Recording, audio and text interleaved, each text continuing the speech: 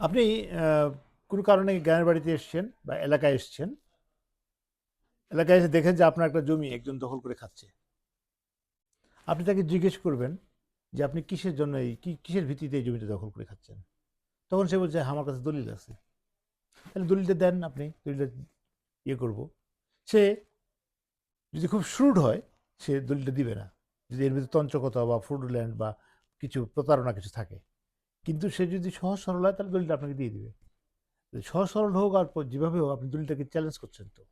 দলিলটা কীভাবে চ্যালেঞ্জ করবেন? আপনি দলিলটা চ্যালেঞ্জ করার ২ টা ওয়ে। একটা হচ্ছে যে আপনি যদি পুরাতন দলিল হয় তাহলে জেলা রেজিস্ট্রি অফিসে যাবেন। আর নতুন দলিল হলে সাব রেজিস্ট্রি অফিসে যাবেন। কিভাবে তল্লাশি দিবেন? ৪ টা পদে তল্লাশি: দাতা গ্রহীতা, দাক্ষতিয়ান, তারপরে আপনার এম টিপসই, তারপরে আপনার ডেট দিয়ে এই বিষয়ে আপনি এগুলো চ্যালেঞ্জ করবেন। আচ্ছা, তারপরে আপনি কোথায় যাবেন?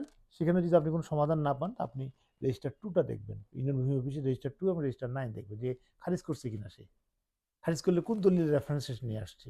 এই যে দলিলের পর দলিলের চেইন, বায়া দলিলগুলো বের করার পথটা। তারপরে আপনি আরেকটা জায়গায় যেতে পারবেন, সেটেলমেন্ট অফিসে যাবেন। সেখানে পর্চা কিভাবে করলো সে? নিশ্চয়ই একটা দলিল সাবমিট করছে। এইভাবে আপনি একটা দলিলকে চ্যালেঞ্জ করতে পারবেন।